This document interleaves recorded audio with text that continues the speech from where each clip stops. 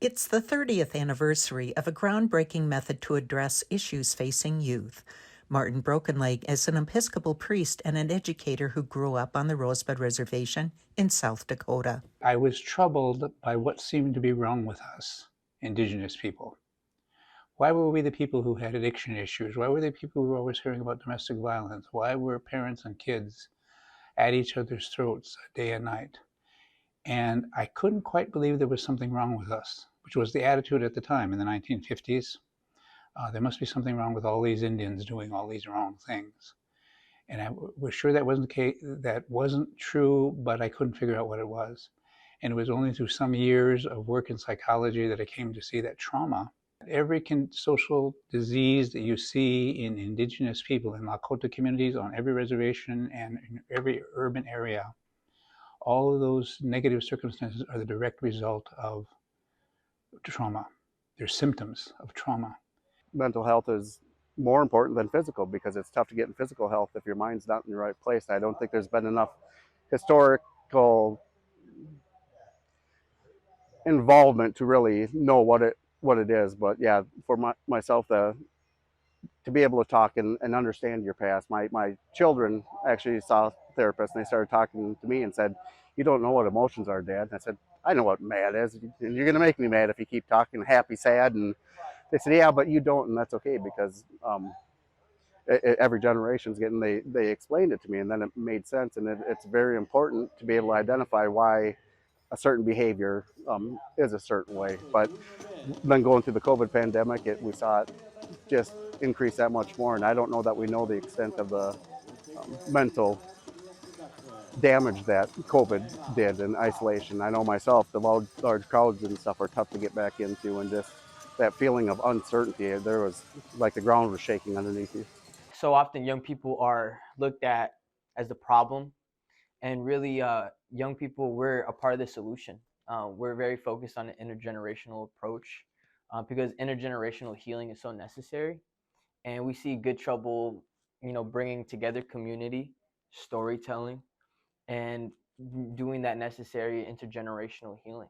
You have to be psychologically and physically safe in order to learn and grow.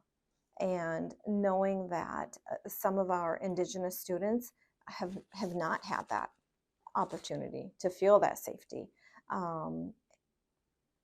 And again, for them, just to be able to maybe plant some seeds of what that can be. But it takes community to do that. At our university, it takes our entire university to help plant and also cultivate those seeds. We have always had the antidote to what can fix that in our culture and in our traditions. And so the Circle of Courage is simply saying, if we follow these fundamental themes in our tradition, that's the medicine for all the brokenness that we see in Indian people today.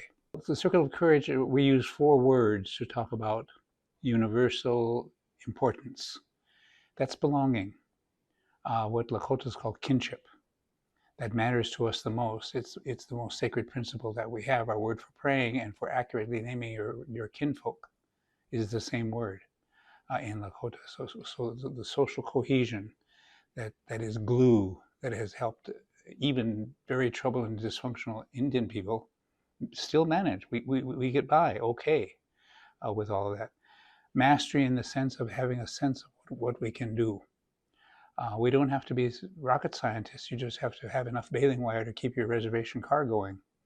That can be a real accomplishment of mastery. Independence in the sense of being responsible for yourself. Not independence as a solitary success, but rather the sense that you're responsible for yourself. And of course, our spiritual ways teach us that in very profoundly. And the 4th component is generosity. That's how we keep in touch with our goodness. We do this by acts of generosity. If somebody admires something, give it to them. If you're going to honor the memory of your grandmother, feed everybody, give them gifts so they'll remember that occasion. This giving in big ways and little ways, whether it's food or hospitality.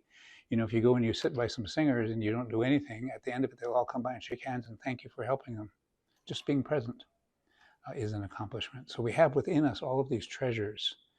And that's what's the medicine for all the ills and problems that we see around us over and over now. The Circle of Courage is a philosophy that has found meaning in communities around the world. 100 people gathered this summer from as far away as Australia, Germany, Wales, and Canada.